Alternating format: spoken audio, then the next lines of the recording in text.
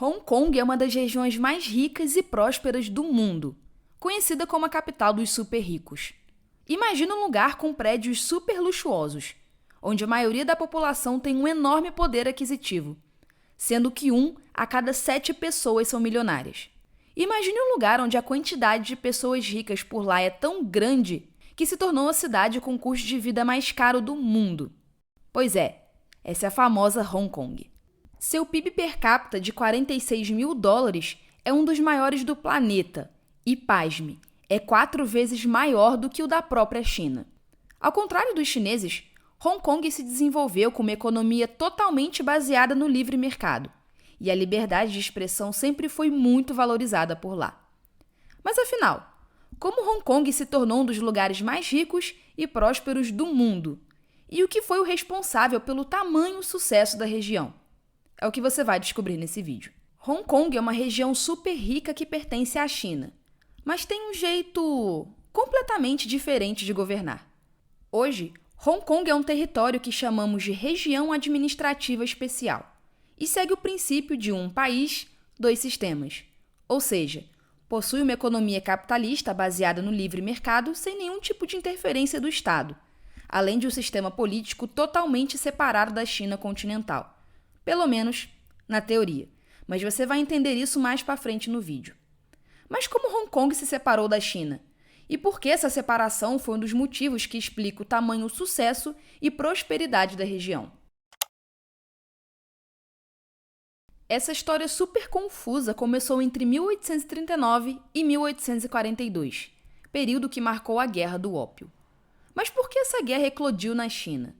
Acontece que, naquela época, a Companhia das Índias Orientais detinha o monopólio do ópio, mas o imperador chinês resolveu proibir seu uso após perceber os malefícios que estava trazendo à população. Os ingleses não gostaram nada disso, porque a proibição ia causar um enorme déficit na balança comercial britânica. A solução que encontraram para resolver o problema, você já pode imaginar: invadir a China até que o imperador desista de proibir a comercialização do ópio. E assim foi feito. O exército britânico enviou suas tropas para lá, e após algumas batalhas perdidas, a China reconheceu sua derrota e entregou Hong Kong para eles, e assim se tornou uma colônia britânica. Por mais de 150 anos, quem ditou os rumos da economia foram os britânicos, que sempre prezaram pela liberdade de expressão e em desenvolver uma economia baseada no livre mercado. Certamente, a separação de Hong Kong da China é um dos motivos que explica como a região se tornou um dos lugares mais ricos do mundo. Mas isso sozinho não explica tudo. O mais importante vem agora, que é a forma como Hong Kong foi governada durante o período em que era colônia britânica. E isso é o ponto-chave que explica o tamanho e desenvolvimento econômico da região. Por mais de 150 anos, Hong Kong foi governada pelos britânicos. Mas o que explica o sucesso econômico da região é o jeito que a história se desenrolou a partir do ano de 1949. Naquele mesmo ano, a China se tornou comunista. A pobreza que se instalou lá e a falta de liberdade de expressão fez vários chineses emigrarem para Hong Kong. E esses emigrantes encontraram um terreno bastante fértil para empreender. A combinação de impostos baixos, poder judiciário estável e quase nenhuma interferência do Estado na economia fez Hong Kong se desenvolver e começar a prosperar na década de 50. Os empreendedores de Hong Kong criaram rapidamente uma quantidade impressionante de pequenas e médias indústrias, especialmente no setor têxtil.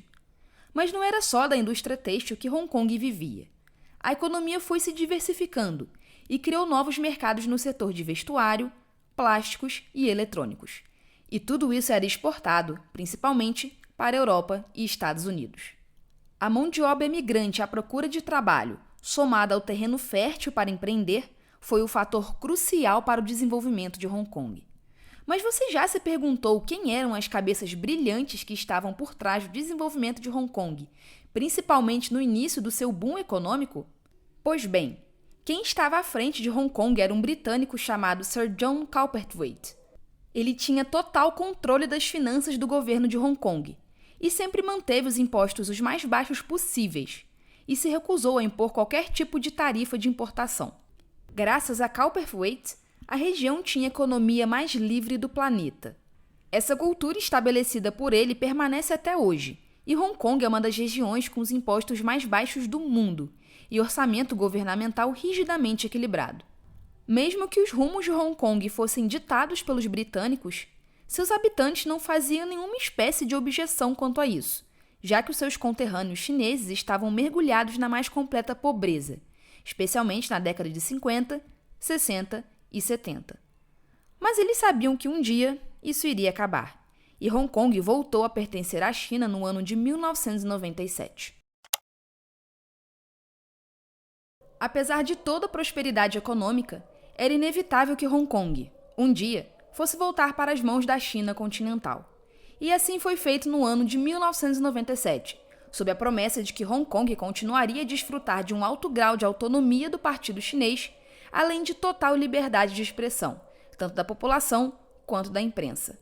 E a China deveria cumprir com essa promessa por 50 anos. Mas isso é só na teoria, porque na prática não é bem isso que está acontecendo por lá. De um lado está a China, onde o governo controla absolutamente tudo, desde a economia até o que é dito pelos seus habitantes nas redes sociais. Do outro está Hong Kong, onde reina a liberdade de expressão e o livre mercado. Então você pode imaginar que o Partido Chinês não gosta muito desse jeito completamente antagônico que Hong Kong governa seu território. Eles pensam assim: bom, já que Hong Kong agora pertence a gente, então podemos governar esse território da forma que a gente quiser. E é exatamente isso que está acontecendo. A China está querendo controlar Hong Kong e impor sua forma de governar a economia e a política. Ou seja, esse negócio de um país, dois sistemas, na prática, não está funcionando muito bem.